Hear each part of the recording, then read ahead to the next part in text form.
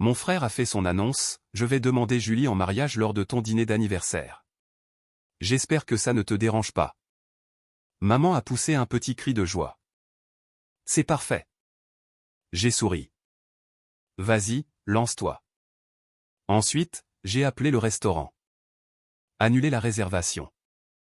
C'était mon dîner d'anniversaire, dans le restaurant dont je suis propriétaire. Lorsqu'ils sont arrivés et que le maître d'hôtel leur a dit « Nous n'avons aucune réservation à ce nom », mon frère a attendu que ma fille allume les bougies sur le gâteau d'essai avant de lâcher la bombe. Nous étions dans la salle à manger de mes parents, un dimanche après-midi, une semaine avant mon anniversaire. Ma mère avait sorti la belle nappe, celle qui sentait toujours légèrement la naphtaline et le ragoût. Manon, ma fille de 10 ans, se tenait sur la pointe des pieds au bout de la table, plaçant soigneusement de petites bougies chauffe-plat dans un vieux bougeoir en céramique qu'elle avait trouvé dans le buffet de ma mère. « C'est exactement comme celle de ton restaurant, maman », a-t-elle chuchoté. Cela faisait des jours qu'elle parlait de mon dîner d'anniversaire à l'Écorce, mon établissement phare. Elle avait conçu de faux petits menus dans son carnet à croquis et avait même choisi le dessert qu'elle voulait que la chef pâtissière prépare. Ma mère a fait teinter sa cuillère contre son verre. Tout le monde écoute. Marc a quelque chose à nous dire. Mon frère s'est levé avec ce sourire niais qu'il affiche toujours quand il s'apprête à demander quelque chose.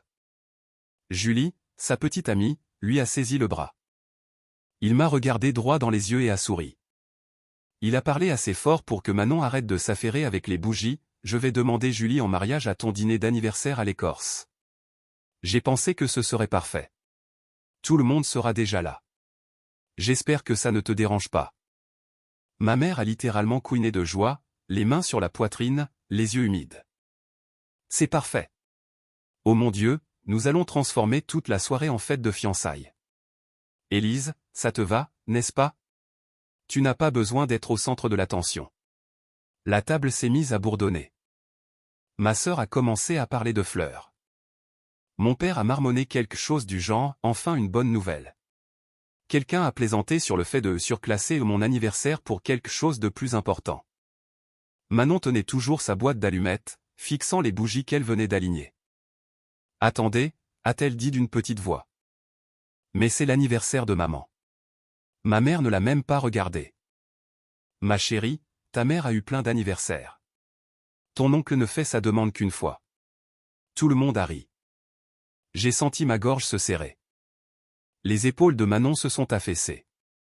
Elle a fermé son carnet à croquis, celui avec le petit menu qu'elle avait dessiné, et l'a fait glisser hors de la table comme si elle cachait quelque chose de honteux. Marc a levé son verre vers moi. « T'es cool avec ça, hein? Repas gratuit, bon vin, cadre romantique. Tout le monde y gagne. » Tous les regards se sont tournés vers moi. J'ai dégluti. Mes mains tremblaient sous la table, mais ma voix est sortie stable. « Vas-y, ai-je dit. » Ma mère a applaudi. Julie a gloussé et a embrassé Marc sur la joue. La conversation a dévié sur les bagues, les photographes et où elle s'assiérait pour les photos. Manon a soigneusement soufflé sur les bougies éteintes et a chuchoté, peut-être qu'on n'a pas besoin de gâteau. Puis, comme si elle s'excusait d'avoir suggéré l'idée, j'ai souri et ébouriffé ses cheveux, mais à l'intérieur, quelque chose a basculé. Pas brisé, pas encore. Juste basculé. Je m'appelle Élise, j'ai 41 ans. Je vis à Lyon et je possède un petit réseau de restaurants haut de gamme. L'Écorce est le joyau de la couronne. J'ai aussi un bistrot moderne dans le Vieux-Lyon, un restaurant de sushi fusion à la Confluence et une brasserie chic dans les Monts d'Or. J'ai commencé comme commis de cuisine dans la vingtaine et j'ai travaillé jusqu'à ce que mes genoux et mon dos me lâchent. J'ai bâti le premier restaurant grâce à des prêts et du matériel d'occasion. Aujourd'hui, j'emploie 120 personnes et je passe plus de temps à regarder des tableurs Excel que des sauteuses. Je suis aussi mère célibataire. Manon vit avec moi la semaine et passe un week-end sur 2 chez son père à Grenoble. Elle est calme, réfléchie, le genre d'enfant qui demande au serveur comment se passe sa journée. Elle dessine constamment. Des menus, des bâtiments, des petits chefs créatures bizarres. Mon bureau à l'Écorce est tapissé de ses œuvres. Ma famille adore l'idée de ce que je fais. Ils adorent dire à leurs amis que ma fille possède des restaurants. Ils adorent poster des photos depuis mes salles à manger, en identifiant le lieu comme s'il s'agissait d'un trophée. Ils adorent aussi les réductions. J'organise les dîners d'anniversaire de mariage de mes parents à prix coûtant depuis des années. J'ai servi le traiteur pour tout le mariage de ma sœur avec une réduction de 70% et je n'ai jamais reçu de carte de remerciement. Quand mon père a pris sa retraite anticipée, j'ai payé 3 mois de leur prêt immobilier en attendant que sa pension tombe. Quand Marc et Julie ont voulu emménager dans un appartement plus sympa, je me suis porté caution. Quand ça ne suffisait pas, je leur envoyais 500 € par-ci, 1000 € par-là. Ce n'est pas de la charité, disait ma mère. C'est la famille qui investit dans la famille. C'est drôle comme l'investissement semblait toujours aller à sens unique. Manon, quant à elle, a toujours été un accessoire dans leur version de ma vie.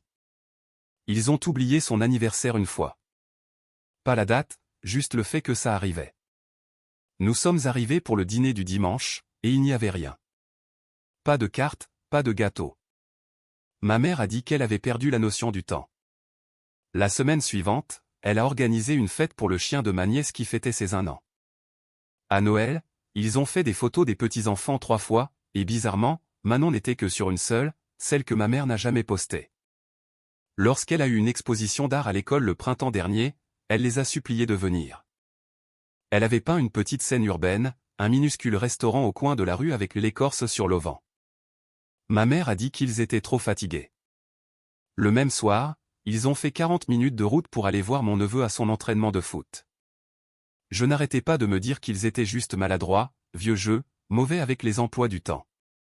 Je continuais d'amener Manon, de venir, de payer les additions dans mes propres restaurants quand ils oubliaient leur portefeuille.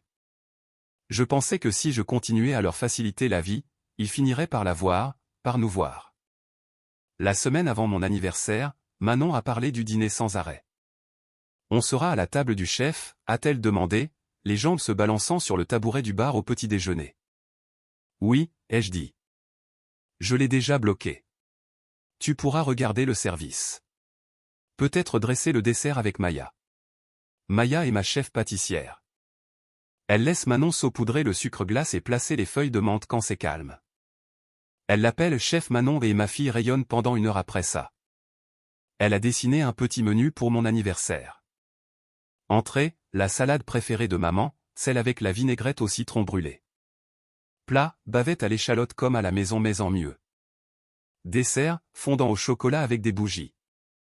10 pour moi, 41 pour toi. Maman, ça fait beaucoup. Elle l'a montré à ma mère après la grande annonce de Marc. Maman y a jeté un coup d'œil. Ah, c'est mignon, a-t-elle dit, puis l'a poussé sur le côté pour montrer à Julie des photos de table de fiançailles dignes de Pinterest.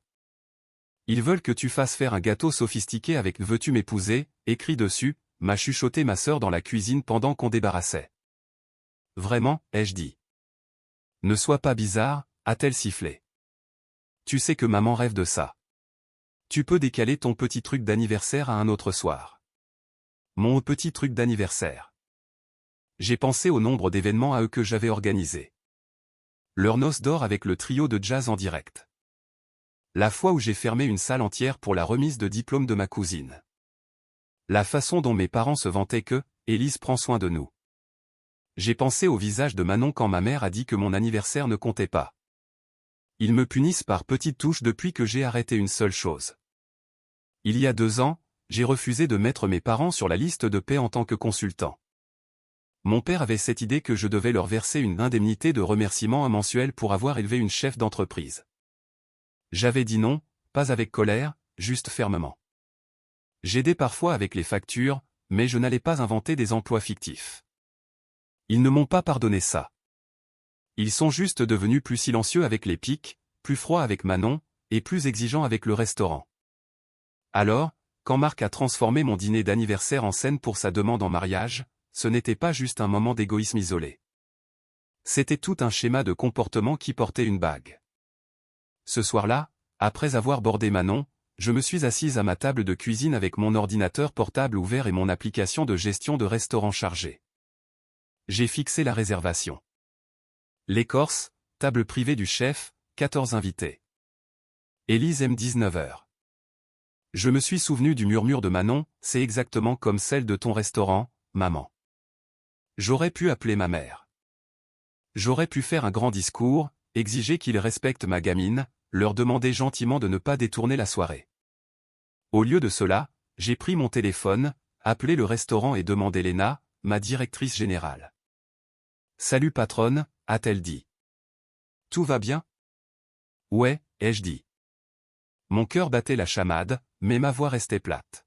« Tu peux faire quelque chose pour moi ? La réservation de la grande table du chef vendredi prochain à mon nom. Annule-la. » Elle a marqué une pause. « La totalité ? C'est ta fête d'anniversaire, non ? » C'était censé l'être, ai-je dit. Annule juste. Note-la comme annulée par le client. Pas de note spéciale. Si quelqu'un appelle, dis-leur qu'on est complet et qu'on n'a rien à ce nom. D'accord, a-t-elle dit lentement. Elle connaît ma famille. Elle les a vus traiter le personnel comme leur domestique personnel. Tu veux réserver quelque chose de plus petit ? J'ai regardé le carnet de croquis de Manon sur la table, le petit menu à moitié caché sous son crayon. Ouais, ai-je dit. Mais une nouvelle réservation au comptoir marin pour 3 personnes à 18 h. Au comptoir du chef si c'est libre. Le comptoir marin est mon petit bistrot près des quais de Saône. Moins tape à accent grave-l'œil, plus décontracté. Manon aime s'asseoir près de la cuisine ouverte et compter combien de fois les poêles s'enflamment. C'est noté, a-t-elle dit. Autre chose ? Ouais, ai-je dit, une dernière chose. Signale les profils de mes parents, de ma sœur et de mon frère. Plus de repas offerts automatiquement. Prix plein. S'ils ont un problème, ils peuvent m'en parler. C'était la deuxième partie du même mouvement. Une coupure nette. J'ai regardé l'écran alors que la grande fête disparaissait et qu'une petite apparaissait à un autre endroit. Il n'y a pas eu de musique dramatique, pas de tonnerre, juste un email de confirmation disant « Réservation annulée ». J'ai fermé l'ordinateur, éteint la lumière de la cuisine et suis allé me coucher. Je n'ai pas envoyé un seul texto de suivi. Le jour de mon anniversaire, Manon m'a réveillé à 6 h du matin avec du pain grillé brûlé et du café dans un mug qui disait « Chef numéro 1 ». Tu es censé faire la grasse matinée pour ton anniversaire, a-t-elle dit en grimpant sur le lit avec le plateau. J'ai souri. Les chefs ne font pas la grasse matinée. Nous avons passé l'après-midi au musée des Confluences, juste toutes les deux. Elle a fait des croquis rapides de sculpture pendant que je répondais à des emails de travail entre 2 expositions. À 16 h, elle a tiré sur ma manche. On va toujours à l'écorce. On va au comptoir marin, ai-je dit. C'est plus petit, plus marrant. Tu pourras t'asseoir juste à côté du grill. Elle a hésité. Mais mamie a dit. Je sais ce que mamie a dit. Je me suis accroupi à son niveau. Ma puce, écoute. Ce soir, c'est notre soirée. La mienne et la tienne. Tonton Marc peut faire sa demande quand il veut, où il veut, mais je ne lui donne ni ton travail ni ton menu. D'accord ? Elle a mordillé sa lèvre, puis a hoché la tête. D'accord. Je peux toujours aider pour le dessert ? Oui, ai-je dit. Cette partie-là ne change pas. Nous sommes arrivés au comptoir marin un peu avant 18 h. Le personnel avait discrètement décoré le comptoir du chef avec quelques bougies simples et une petite tarte au chocolat que Maya avait envoyée depuis l'Écorce. Mon sous-chef, Matteo, est sorti avec son tablier, ses tatouages dépassant de ses manches. « Joyeux anniversaire, chef », a-t-il dit en me donnant une accolade d'un bras. Puis il s'est tourné vers Manon. « T'es prête à jouer ? Je t'ai gardé un tablier propre. » Le visage entier de Manon s'est illuminé. Elle a suivi Matteo dans la cuisine comme si elle était invitée dans les coulisses d'un concert. Mon téléphone a vibré dans ma poche vers 18 h 45. Maman, on est là. T'es où ? J'ai retourné mon écran face contre table et j'ai regardé Matteo montrer à Manon comment étaler une sauce sur une assiette. À 19 h 02, l'écran a clignoté à nouveau. Maman, Élise, le maître d'hôtel dit qu'il n'y a pas de réservation à ton nom ni à aucun autre nom. Qu'est-ce qui se passe ? Ils nous disent qu'ils sont complets. Ton père est furieux. Marc est embarrassé. C'est puéril. 1 minute plus tard, mon père. Tu as foiré la réservation ? Règle ça maintenant. On a 14 personnes debout dans le hall. 30 secondes après ça, ma sœur. Qu'est-ce que tu as fait ? Julie pleure dans les toilettes. Maman dit que tu as annulé. Dis-moi qu'elle ment. J'ai pris une gorgée de vin. Tout va bien, a demandé Mathéo doucement en glissant une assiette devant moi. Ouais, ai-je dit. Tout est enfin comme ça devrait être. Manon est revenue, les mains sentant les herbes et le beurre, le tablier trop grand. Je l'ai bien fait, a-t-elle demandé en montrant du doigt le dessert qu'elle avait aidé à dresser. La tarte au chocolat était un peu de travers, mais les bougies étaient parfaitement espacées. 10 d'un côté, une grosse au milieu. C'est parfait, ai-je dit. Mon téléphone a vibré à nouveau, se déplaçant sur le comptoir cette fois. Maman, réponds à ton téléphone. Ce n'est pas drôle. Je l'ai pris et j'ai tapé un seul message dans le groupe de discussion familiale. Moi?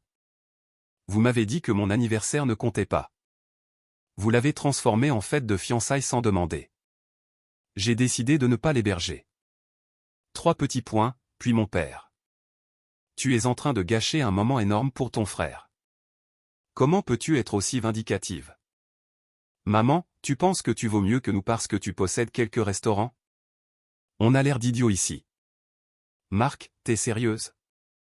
J'ai dit à Julie qu'on avait cette grande demande chic de prévue et tu as juste annulé sans me le dire. J'ai fixé son message une seconde. Puis j'ai ouvert une nouvelle conversation juste avec Marc. Moi, tu n'as pas demandé. Tu l'as annoncé à la table de nos parents devant ma gamine. Tu les as regardés effacer mon anniversaire sans ciller. Je ne paie pas pour ça. 3 petits points à nouveau. Puis Marc, c'était une soirée. Tu as de la nourriture gratuite quand tu veux. Pourquoi tu en fais tout un plat? Manon ne s'en souviendra même pas. J'ai regardé Manon ajuster soigneusement une framboise sur une autre assiette, le bout de la langue sortant du coin de sa bouche en pleine concentration. Ouais, elle s'en souviendra.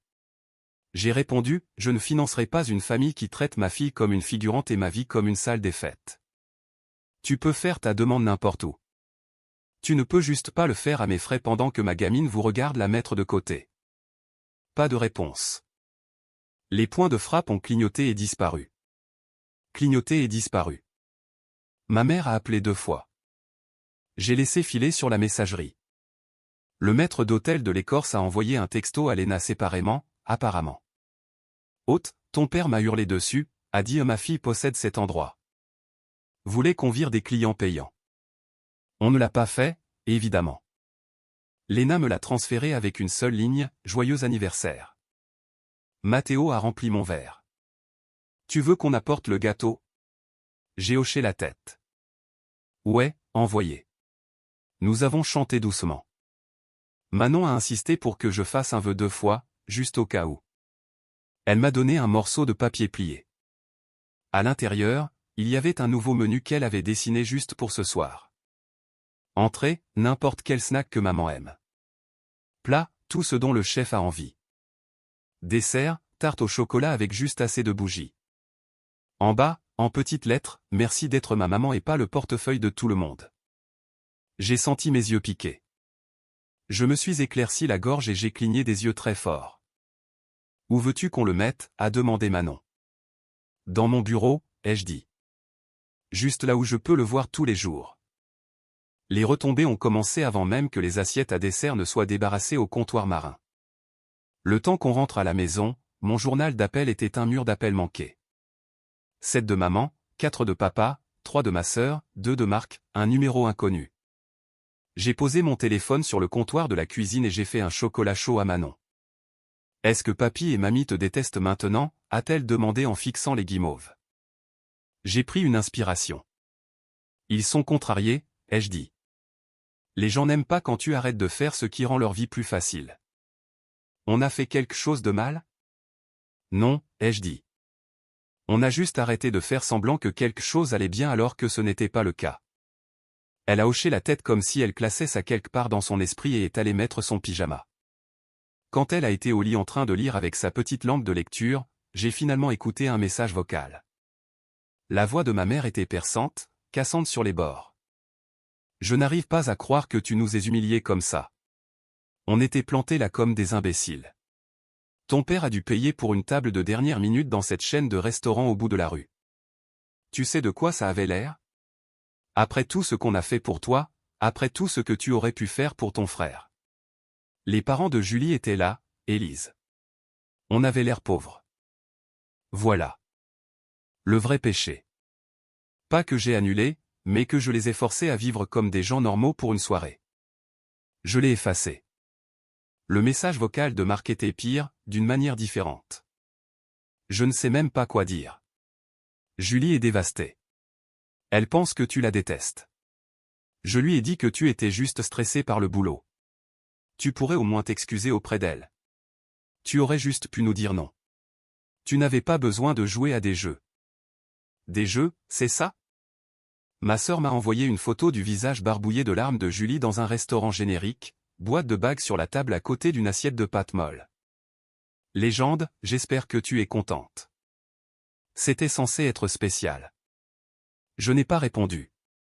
Au lieu de ça, j'ai envoyé un dernier texto dans le chat familial. Moi, dorénavant, vous devrez réserver mes restaurants comme tout le monde.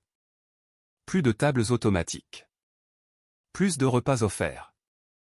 Si vous ne pouvez pas traiter ma fille comme de la famille, vous n'avez pas les avantages qui viennent avec le fait d'être la mienne. J'ai mis mon téléphone en mode ne pas déranger et je suis allé me coucher. Le lendemain matin, mon père s'est pointé à mon appartement. Sans prévenir, juste 3 couloirs qui ont fait trembler le couloir. Manon était à la moitié de son bol de céréales et s'est figée en entendant le bruit. Reste ici, ai-je dit. Je m'en occupe. J'ai ouvert la porte seulement aussi loin que la chaînette de sécurité le permettait. Mon père se tenait là dans son bon manteau, les cheveux pas brossés, les yeux injectés de sang. Il faut qu'on parle, a-t-il dit. Je prépare Manon pour l'école, ai-je dit. Ce n'est pas le bon moment. Il a mis sa main sur la porte, testant la chaîne comme s'il allait l'arracher. Ce que tu as fait hier soir était cruel. Ce que j'ai fait, c'est annuler une réservation que j'avais faite avec ma propre entreprise, ai-je dit. Je n'ai pas hurlé sur un maître d'hôtel au SMIC. Je n'ai pas imposé mes priorités à tout le monde. Tu as embarrassé ta mère, a-t-il claqué. Tu as embarrassé ton frère. Tu sais ce que c'était d'être debout là à s'entendre dire qu'on n'a pas de réservation à aucun nom. Les gens nous regardaient. Ouais, ai-je dit. Je sais ce que c'est de s'entendre dire qu'on n'est pas sur la liste. Il a froncé les sourcils. Qu'est-ce que ça veut dire? Ça veut dire que je vous ai tous regardé effacer l'excitation de ma gamine comme si ce n'était rien. J'ai écouté maman dire que mon anniversaire ne comptait pas devant elle. Que les étapes de vie de cet autre enfant étaient plus importantes. C'était ma limite. Il a ricané. Tu ramènes tout ça au sentiment d'une enfant. Elle s'en remettra. Non, ai-je dit. Elle ne s'en remettra pas.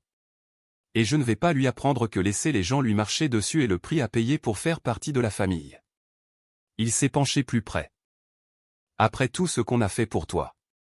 J'ai ri. Ce n'était pas gentil. C'est juste sorti tout seul.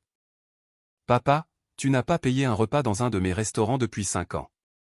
J'ai couvert ton prêt IMO quand tu as pris ta retraite. Je me suis porté caution pour l'appart de Marc.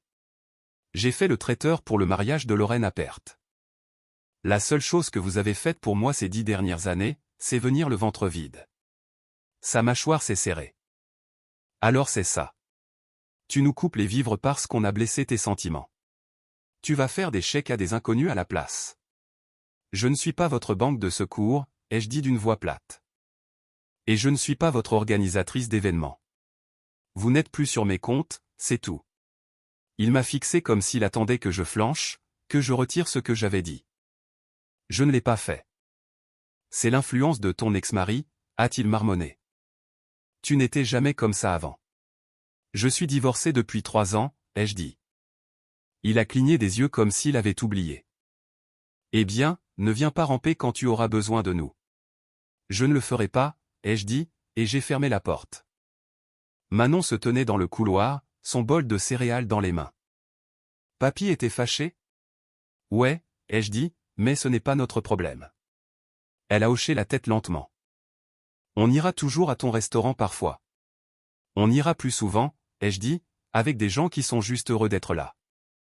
Cela fait 6 mois. Je n'ai pas vu mes parents depuis ce matin-là. Ma sœur m'envoie des SMS de temps en temps avec des choses neutres, des photos de ses enfants, des mèmes sur le café. Elle ne mentionne jamais cette nuit-là, ne demande jamais de table gratuite.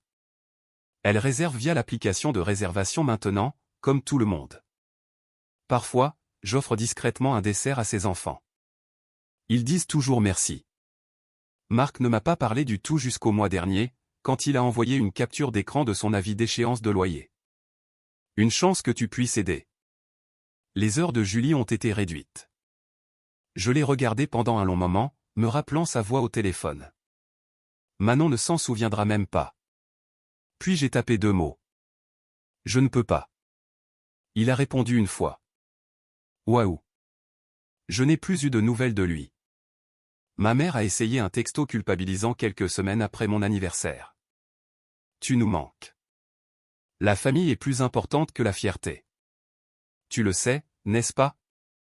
J'ai tapé et effacé des réponses 3 fois avant de me décider pour « la famille est importante ».